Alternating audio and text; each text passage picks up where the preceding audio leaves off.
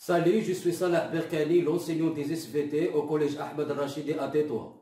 Mes chers élèves de la 3e année collégiale, parcours international, option français, les abonnés à ma chaîne, labo des SVT, bienvenue à cette séance consacrée au chapitre du système musculaire, un thème des fonctions de communication. Pour télécharger les simulations utilisées dans cette séance, laissez votre adresse email dans les commentaires. Mes chers élèves, vous savez bien que plusieurs jeunes pratiquent le cultisme ou bien la musculation et consomment des compléments alimentaires pour développer la masse musculaire de leur corps, comme les muscles des abdominaux, le biceps et le triceps.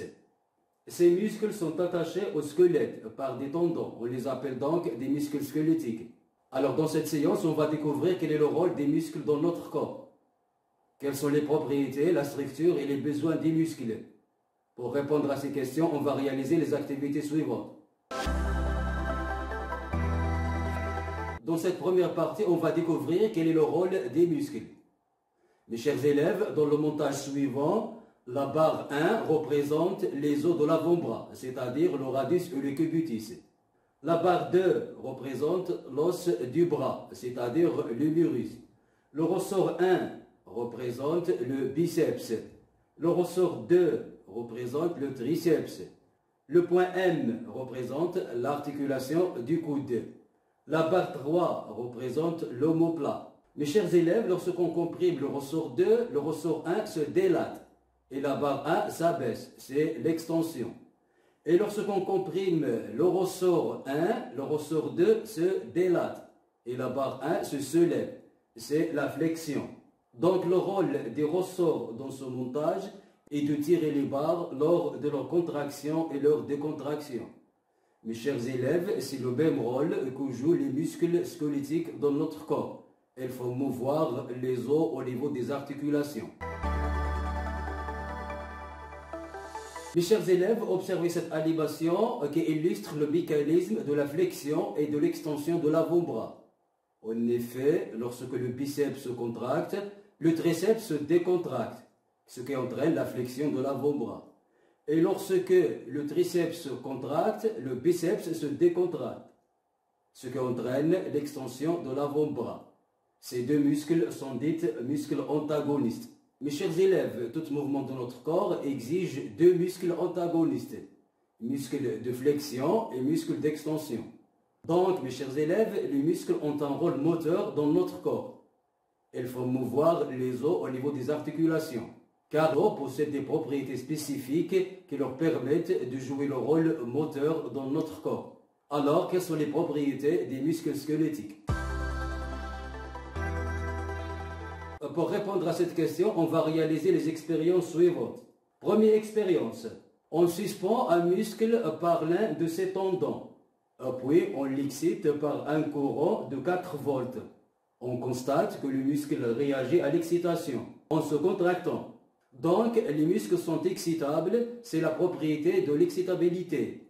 Le muscle se contracte, c'est-à-dire sa longueur diminue, son ventre se gonfle. Donc, les muscles sont contractibles, c'est la propriété de la contractibilité. Deuxième expérience, on suspend un muscle par l'un de ses tendons. Puis on suspend à l'autre tendon un plateau. Puis on place dans le plateau des masses marquées croissantes. On constate que le muscle s'allonge puis retrouve sa longueur initiale après l'enlèvement de la masse. Donc les muscles sont élastiques. C'est la propriété d'élasticité. Mais lorsque la masse suspendue dépasse un seuil, le muscle s'allonge au maximum et ne récupère pas sa longueur initiale lorsqu'on enlève cette masse, car la structure interne se détruit. C'est la déchirure musculaire.